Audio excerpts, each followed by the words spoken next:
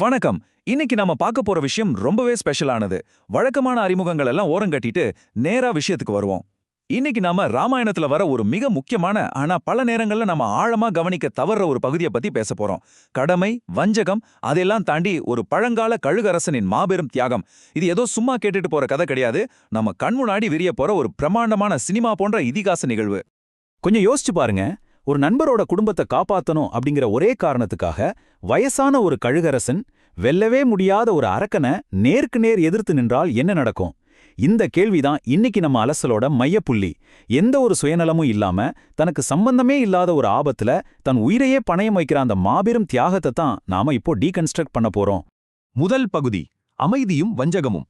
இப்போ நாம அப்படியே தண்டகாரண்ய காட்டுக்குள்ள போகலாம். ஒரு அழகான சூரிய உதயம், அமைதியான சூழ்நிலை, பார்க்கவே ஒரு அற்புதமான ஃபேண்டசி உலகத்துல இருக்கிற மாதிரி ஒரு ஃபீல்.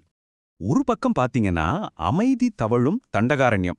அந்த பொன்னான வெளிச்சத்துல ராமரும் சீதையும் லக்ஷ்மணனும் நடந்து போயிட்டு இருக்காங்க. ஆனா மறுபக்கம் மிக மோசமான ஒரு ஆபத்து நெருங்கிட்டு இருக்கு. அந்த இருண்ட வெளிச்சத்துல ஒளிரும் அந்த அரக்கனோட கண்கள். சீதையோட அழக பத்தி கேள்விப்பட்டு அவங்கள கடத்த ராவணன் ஒரு பயங்கரமான மாஸ்டர் பிளான் போடுறான். இந்த அமைதிக்கு பின்னாடி ஒரு மிகப்பெரிய புயல் உருவாயிட்டு இருக்கு.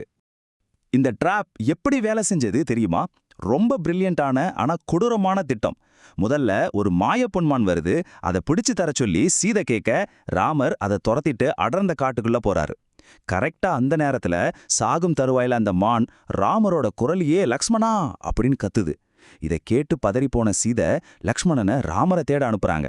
அவ்வளவுதான், ராவணன் விரித்த வலை கச்சிதமா வேலை செஞ்சிருச்சு. ரெண்டாவது பகுதி, மாறுவேடமும் கடத்தலும். இதுதான் இந்த கதையோட மிகப்பெரிய டேர்னிங் பாயிண்ட். சீத்தை இப்போ தனியா இருக்காங்க, சுற்றிலும் யாரும் இல்ல. ஒரு நிமிஷம் அந்த சீனை உங்க மனசுல ஓட விட்டு பாருங்க. நீண்ட தாடி, காவி உடை அணிந்து ஒரு சன்னியாசி வராரு. பார்க்க ரொம்ப சாதுவான முகம். ஆனா அந்த கண்களை கவனிச்சிங்களா? அந்த அமைதிக்கு பின்னாடி ஒரு பயங்கரமான தீய எண்ணம் மறைஞ்சிருக்கு. காற்று பழமா வீச என்ன நடக்குதுன்னே தெரியாம ஒரு பிச்சை கேட்கும் சாதுவை நம்பி சீதை வெளியே வராங்க. பார்வையாளர்களை உறைய வைக்கிற ஒரு உச்சக்கட்ட ஏமாற்று வேலை இது. சீதை வெளியே வந்த அடுத்த செகண்ட் திடீர்னு ராவணன் தன்னோட உண்மையான 10 தல உருவத்தை காட்டுறான். சுற்றிலும் நெருப்பும் கரும்புகையும் எழும்ப ஒரு பெரிய ஷாக். கொஞ்சம் கூட தாமதிக்காம சீதைய வலுக்கட்டாயமா தன்னோட புஷ்பக விமானத்துல ஏற்றி வானத்துல பறக்கிறான். இடி மின்னல்களுக்கு நடுவுல ராமா லக்ஷ்மணா அப்படின்னு சீதை கதறி அழும் அந்த குரல் உன்னையிலே நம்ம மனச பதற வைக்கும். மூன்றாவது பகுதி, வானில் ஒரு காவியப் போர். அந்த அபயக்குரல் கேட்ட உடனே யார் வரா தெரியுமா? நம்ம ஹீரோ என்ட்ரி, ஜடாயு. தசரதரோட நெருங்கிய நண்பரான அந்த பெரிய கழுகரசன் சீதைய காப்பாற்ற தன்னோட பிரம்மாண்டமான சிறகுகளை விரிச்சிட்டு வானத்துல எழுகிறார். ஜடாயோ நேரா போய் ராவணனோட ரதத்தை தடுத்து நிறுத்துறாரு. எவ்ளோ தைரியம் பாருங்க! ராவணா, நீ பெரிய ராஜாவா இருக்கலாம், ஆனா நீ பண்றது தர்மமே கிடையாது. உடனே சீதையை விட்டுடு அப்படின்னு நேருக்கு நேரா வான் பண்றாரு. அந்த மூலக்கதையில ஜடாயுவோட இந்த வார்த்தைகள் தர்மத்தின் மேல அவர் வச்சிருக்கிற உறுதியை காட்டுது. ஒரு அரக்க மன்னனை பார்த்து இப்படி சவால் விடுறது சாதாரண விஷயமா என்ன?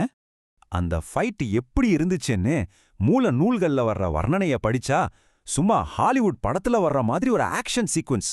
ஜடாயு சும்மா விடல. ராவணனோட ரதத்தை உடைக்கிறாரு, குதிரைகளை கீழே வீழ்த்துறாரு, தன்னோட கூர்மையான நகங்களால ராவணனையே கிழிச்சு எடுக்கிறாரு. வயசானாலும் அந்த கழுகரசனோட ஒவ்வொரு அடியும் ராவணனை நிலைக்குலைய வைக்குது. வானம் முழுக்க சிறகுகள் பறக்க ஒரு பயங்கரமான போர் நடக்குது.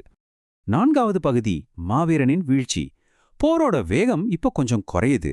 ராவணன் தன்னோட நிலைமை மோசமாவத உணர்ந்து ரொம்ப ஆத்திரமடைகிறான். இருண்ட அந்த வானத்துல ராவணன் தன்னோட புகழ்பெற்ற சந்திரஹாச வாளை எடுத்து இரக்கமே இல்லாம ஜடாயுவோட 2 சிறகுகளையும் வெட்டி வீழ்த்துறான். சிறகுகள் துண்டிக்கப்பட்ட ஜடாயு அப்படியே வானத்திலிருந்து அடர்ந்த காட்டுக்குள்ள வந்து விழுகிறார். இத பார்க்கும்போது நமக்கு தோன்ற ஒரே கேள்வி, இந்த முதிர்ந்த கழுகரசனின் தியாகம் வீணாயிருச்சா? ராவணன் சீதையை கடத்திட்டு போயிட்டானே, அப்போ இந்த போராட்டம் தோல்வியா? காட்டுக்குள்ள ராமரும் லக்ஷ்மணனும் ஒரு பதற்றத்தோட சீதையோட பேரை சொல்லி தேடிட்டு இருக்காங்க. ஒவ்வொரு இடமா தேடி வரும்போதுதான் தரையில ரத்த வெள்ளத்துல வீழ்ந்து கிடக்கிற ஜடாயுவை பாக்குறாங்க. ஆரம்பத்துல ஏதோ அரக்கன்னு நினைச்சாலும் பக்கத்துல போனதும் அவங்களுக்கு உண்மை புரியுது. உயிருக்கு போராடிட்டு இருக்கிற அந்த மாவீரன் அவங்களுக்காக காத்துட்டு இருக்காரு. அந்த கடைசி நிமிஷத்துல ஜடாயு சொன்ன வார்த்தைகள் நிஜமாவே நம்மள கலங்க வச்சிடும். ராமா, ராவணன் சீதைய தெற்கு திசைக்கு கடத்திட்டு போயிட்டான். என்னால அவங்கள காப்பாற்ற முடியல, என்ன மன்னிச்சிடு அப்படின்னு சொல்றாரு. தன்னோட கடைசி மூச்சிலையும் சீதை போன திசைய சொல்லிட்டு ராமர் கிட்ட மன்னிப்பு கேட்கிற அந்த மாவீரனை பார்த்து ராமரோட கண்களே கலங்கிடுது. ராமர் சொல்றாரு, இவர் என் தந்தையை போன்றவர். இந்த ஒரு சின்ன வாக்கியத்துல எவ்வளவு பெரிய அர்த்தம் இருக்கு பாருங்க. தனக்காக உயிரை கொடுத்த அந்த கழுகரசனை ராமர் தன் மடியில வச்சுக்க ஜடாயு ரொம்ப அமைதியா தன் உயிரை விடுறாரு. ஒரு மகனை போல அந்த புனித நதிக்கரையில சூரியன் மறையும் நேரத்துல ராமர் ஜடாயுவுக்கு இறுதி சடங்குகளை செய்றாரு. இது வெறும் கதை இல்லங்க, இது ஒரு எமோஷனல் மாஸ்டர்பீஸ். கடைசி பகுதி தியாகத்தின் காலமற்ற பாடங்கள். சரி, இவ்ளோ பிரம்மாண்டமான கதையை நாம பார்த்தோம். ஆயிரக்கணக்கான வருஷங்களுக்கு முன்னாடி எழுதப்பட்ட இந்த இதிகாசம் இன்னைக்கு நம்ம வாழ்க்கைக்கு எப்படி பொருந்தது? இதிலிருந்து நம்ம கத்துக்க வேண்டிய விஷயங்கள் என்ன?